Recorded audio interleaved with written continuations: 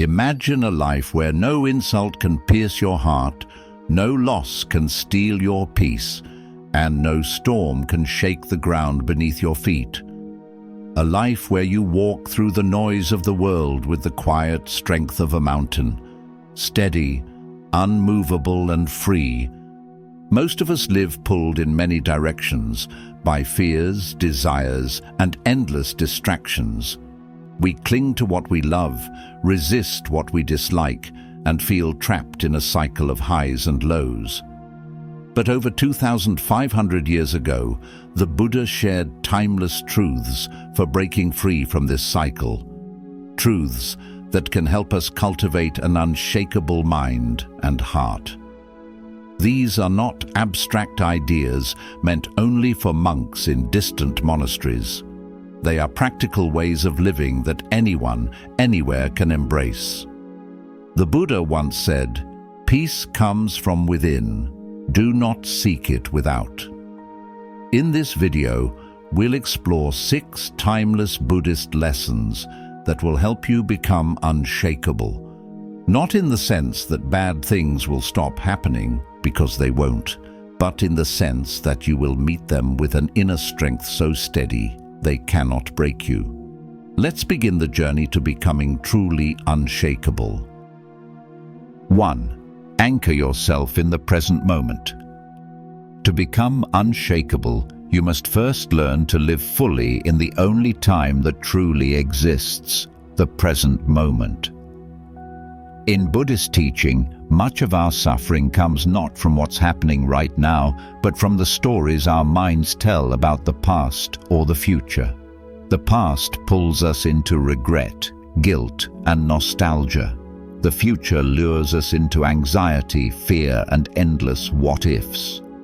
The present is often overlooked, yet it's the only place where life actually happens.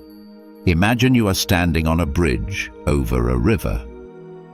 Behind you is the water that has already flowed past, the past. Ahead of you is the water rushing toward you, the future. You cannot step into either. The only place your feet can rest is here, on this bridge, in this moment. And yet, most of us spend our lives staring upstream or downstream, missing the water flowing directly beneath us. When you're washing dishes, your mind might be replaying an argument from yesterday or worrying about tomorrow's meeting. But if you focus on the warm water, the texture of the sponge, the sound of bubbles popping, you are here. That's where peace lives. When your mind is anchored in the present, outside forces have less power over you. Criticism?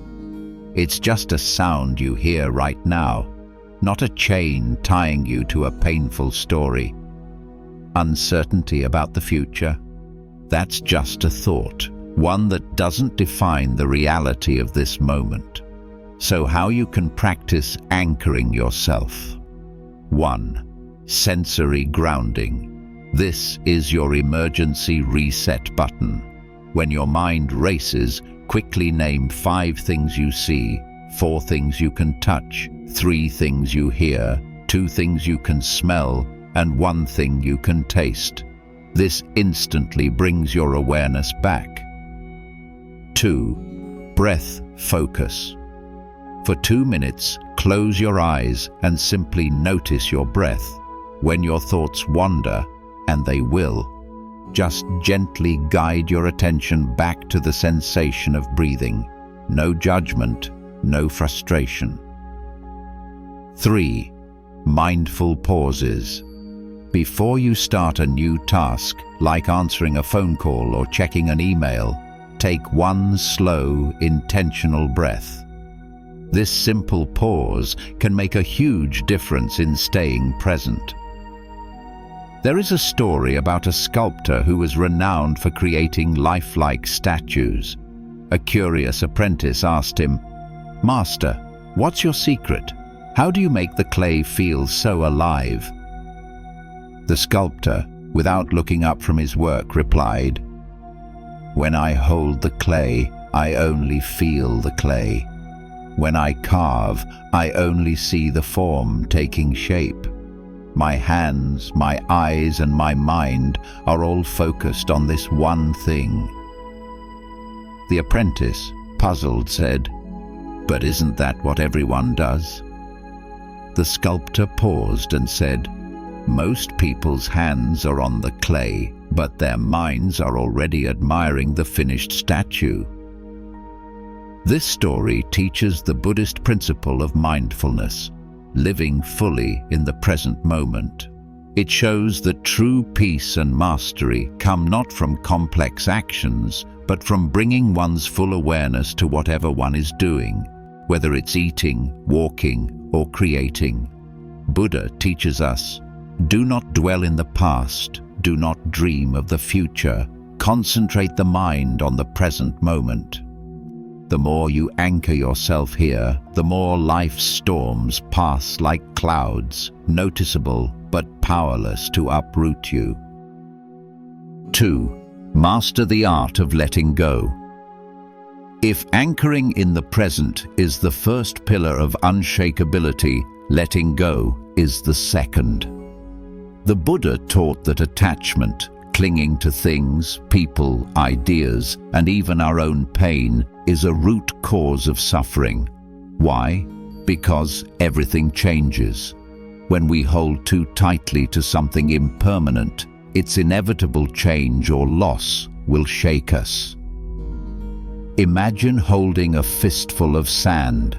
The tighter you squeeze, the faster it slips away, and the more it grinds painfully into your skin. But if you open your palm, the sand rests there until you let it go. We cling to more than just objects. We cling to identities. I am this kind of person. To roles, I must be seen as successful. To relationships, to opinions. We even cling to resentment because it feels like letting go would mean losing control or admitting defeat. But here's the truth. Letting go is not weakness. It's choosing freedom over constant struggle. Say someone insults you online. You could cling to it, replay the words, build a story about what they meant, imagine comebacks. That's carrying a burning coal in your hand. Or you could notice the insult, acknowledge the sting, and set it down. When you stop gripping at what you cannot control, you become far less vulnerable to life's unpredictability. You no longer need reality to match your expectations to feel at peace. How to practice letting go. 1. Visual release. Write down a frustration or regret on paper. Read it aloud, then tear it up or burn it safely. As you watch the paper disappear, truly feel the sense of release. It's a powerful way to make an emotional act feel physical. 2. Small experiments. Let go of something minor each day. A grudge, a useless item, an unhelpful thought. It's like a workout for your brain, helping you build that letting go muscle over time. 3. Observe impermanence. Look at the world around you. Watch a candle burn down to nothing, or notice how a flower blossoms and then fades. These aren't sad events. They are gentle reminders that everything changes. Nature is constantly showing us that change is the rule, not the exception, and that's a powerful lesson in letting go. 2 monks traveling through a forest came upon a river swollen with rain. At its edge, a young woman stood, afraid to cross the treacherous muddy waters. Without a second thought, the elder monk scooped her into his arms, carrying her gently to the other side before setting her down and continuing on his way. The younger monk, silent and troubled, walked beside him for hours. Finally, he couldn't hold back. "Why did you carry her?" he asked, his voice filled with judgment. "We are forbidden to touch women." The elder monk turned and smiled. "I left her by the river hours ago," he replied softly. "Why are you still carrying her?" This powerful Buddhist story is a masterclass in letting go. It teaches us that clinging to past events, judgments, and frustrations, like the younger monk, creates unnecessary suffering. The wise monk, however, embodies true mindfulness and compassion. He acted with kindness in the moment, then released the event entirely.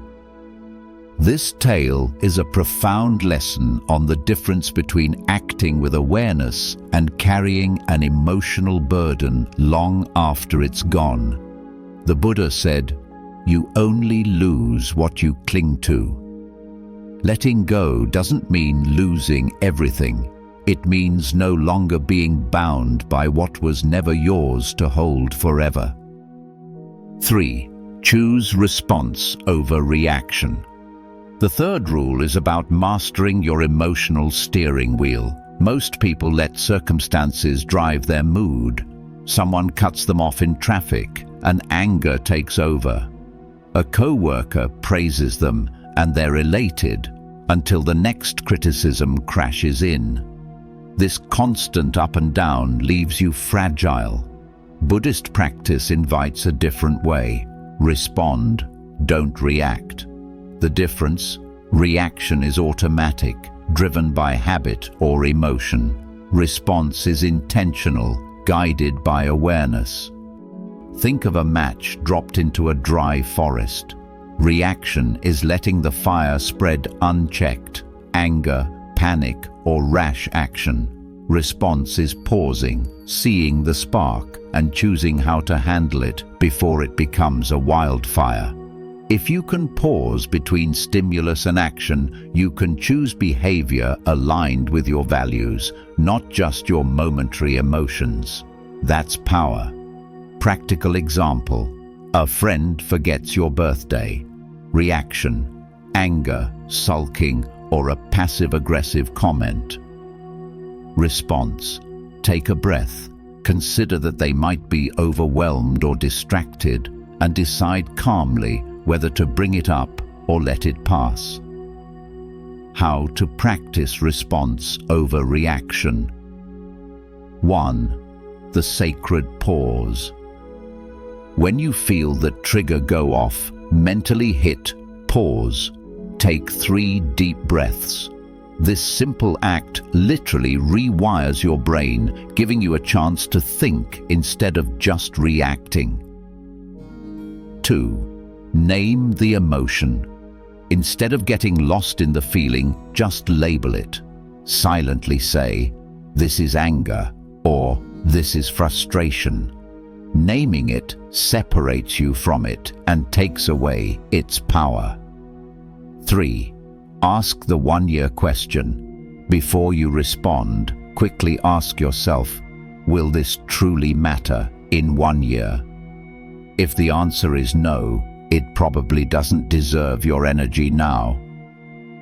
Once, a man, his face contorted with anger from a recent conflict, came to the Buddha seeking advice. "Master," he began, "I have been terribly insulted. What should I do? How do I respond to such venom?" The Buddha listened calmly, then asked, "If someone offers you a gift and you choose not to accept it, to whom does that gift belong?" The man pondered this for a moment before replying, "It belongs to the one who offered it." The Buddha smiled gently. "Then understand this," he said. "Anger, insults, and hatred are all just gifts. If you choose not to accept them, they will remain with the person who offered them." This Buddhist story offers a profound lesson on emotional mastery and the power of non-attachment. The Buddha teaches us that anger and insults are not forced upon us, but are like gifts that we have the power to either accept or refuse. By choosing not to accept the negative energy, we prevent it from disturbing our inner peace.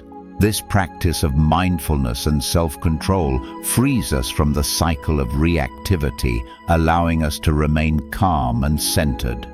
It's a reminder that our happiness is in our own hands, not in the words of others. The wise Buddha once said, "A mind unruffled by the vagaries of fortune, from sorrow freed, from defilements cleansed, from fear liberated. This is the greatest blessing." When you choose response over reaction, you are no longer a puppet pulled by every tug of emotion. You hold your own strings. 4. Cultivate inner strength through mindful discipline. Becoming unshakable requires more than calm observation. It requires strength. Not the physical kind, but a strength of mind that allows you to remain steady in the face of life's challenges. Buddhism calls this sila, ethical conduct combined with self-discipline. It's the consistent practice of choosing actions that support peace, clarity, and wisdom. Every small act of self-control builds resilience. Think of your mind as a tree. If you never tend it, it grows wild, brittle branches breaking easily in the wind. Discipline is like pruning, watering, and strengthening the roots. Over time, the tree withstands storms that would have felled it in its youth. Practical example. Waking up early and meditating even when tired strengthens mental resilience. Choosing patience over irritation in small daily interactions builds a habit of equanimity. Avoiding gossip or negative self-talk reduces unnecessary emotional turbulence. Life will inevitably challenge you. Without internal strength, even minor setbacks can feel overwhelming. But if you cultivate inner discipline, each challenge becomes manageable. You stop being tossed around by the whims of fortune. How to practice. 1. Daily micro-practices. Start with one small commitment, like 5 minutes of morning meditation, a mindful walk, or journaling. Build consistency, not intensity. 2. Emotional check-ins. Pause multiple times a day to ask, am I reacting out of habit or acting with awareness? 3. Ethical alignment. Notice where your actions may harm or disturb you or others and choose differently. Even small corrections reinforce your foundation. A student asked a Zen master, "How do I face my fears?" The master said nothing. He simply handed the student a cup filled to the brim with water and told him, "Carry this and do not spill a single drop." Hours passed and the student walked with the cup, his focus absolute. At first, his hands trembled, but with practice they became steady, the water calm and still. Finally, the master spoke. "Your mind is like this cup. When it is full and balanced, there is no room for fear to enter. True strength isn't about fighting the fear, it's about mastering the vessel." The Buddha said, "One is not called noble who harms living beings. One is called noble who does no harm." Inner strength is the silent power that makes you unshakable. It's built quietly, patiently, day by day, until nothing outside can topple your calm. 5. Practice compassion without attachment. The fifth rule may surprise some. To be unshakable, you must care deeply, but not cling. Buddhism teaches karuna, or compassionate action.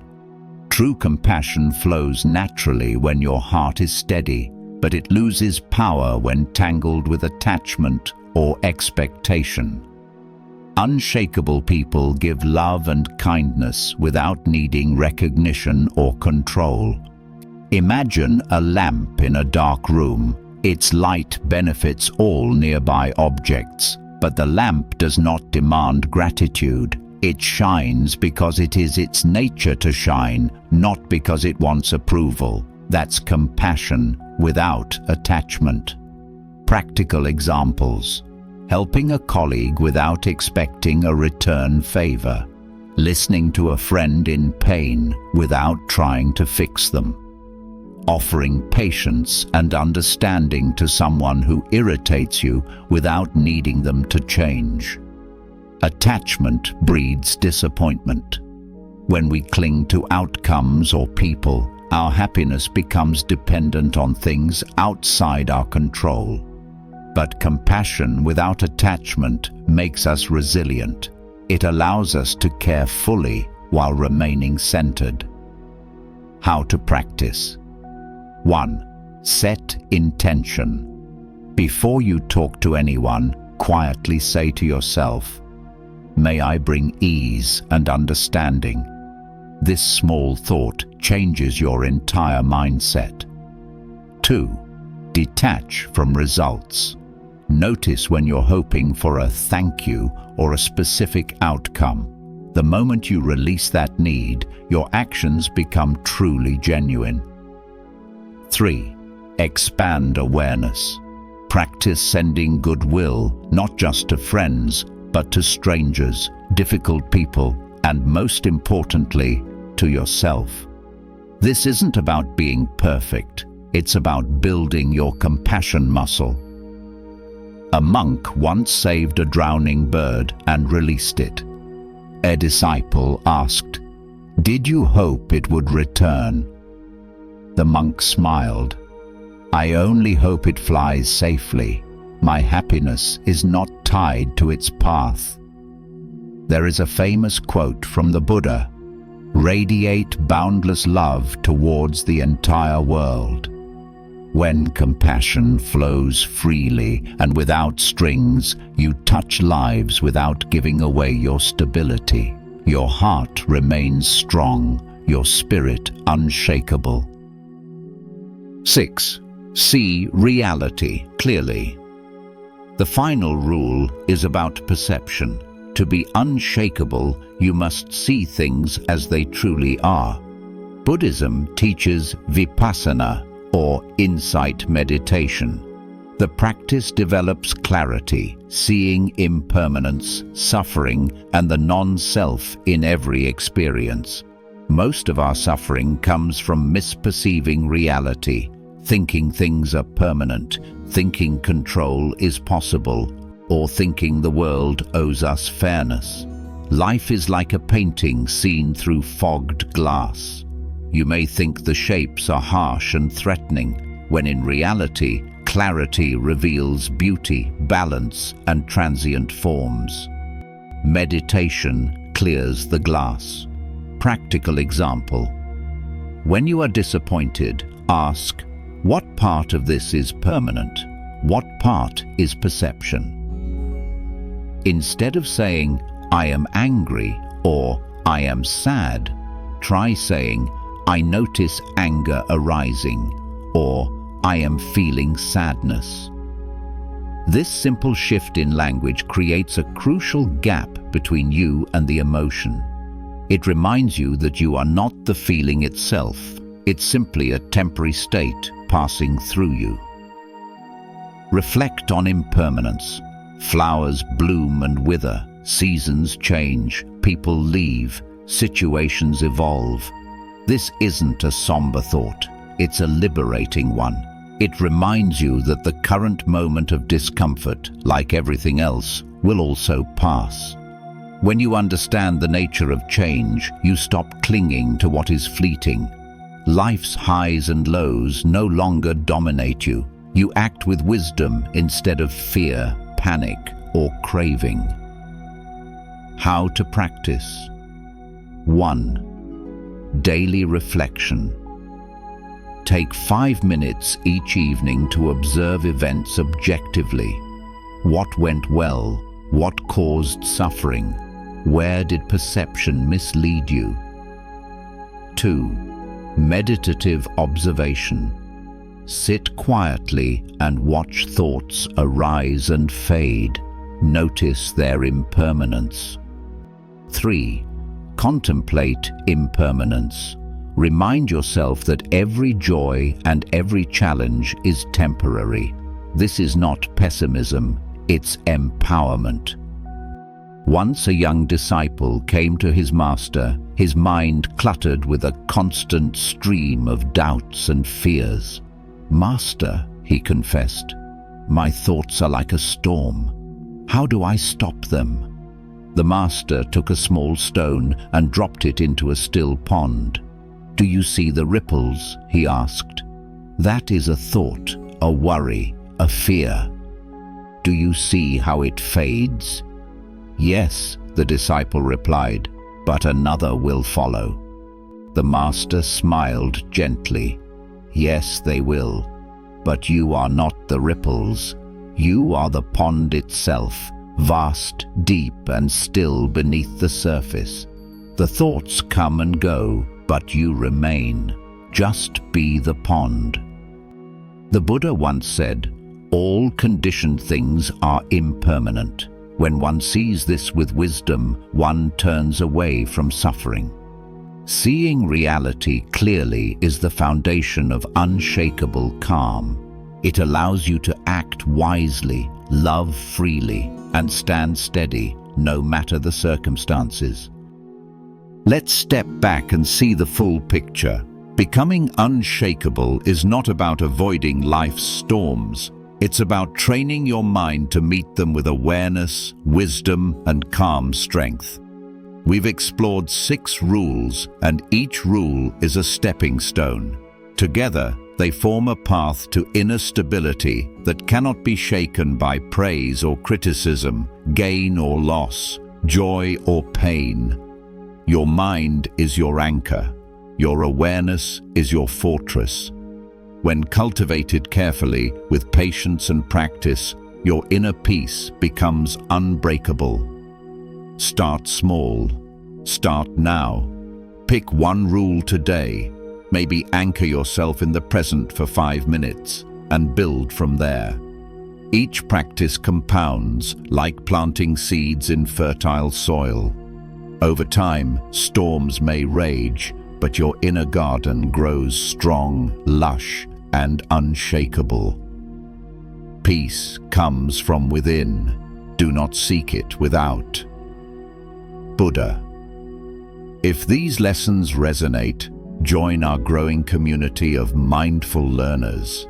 Like this video, subscribe for more wisdom, and share these teachings with someone who could use a steadying hand. Together, we can navigate life with calm, strength, and clarity.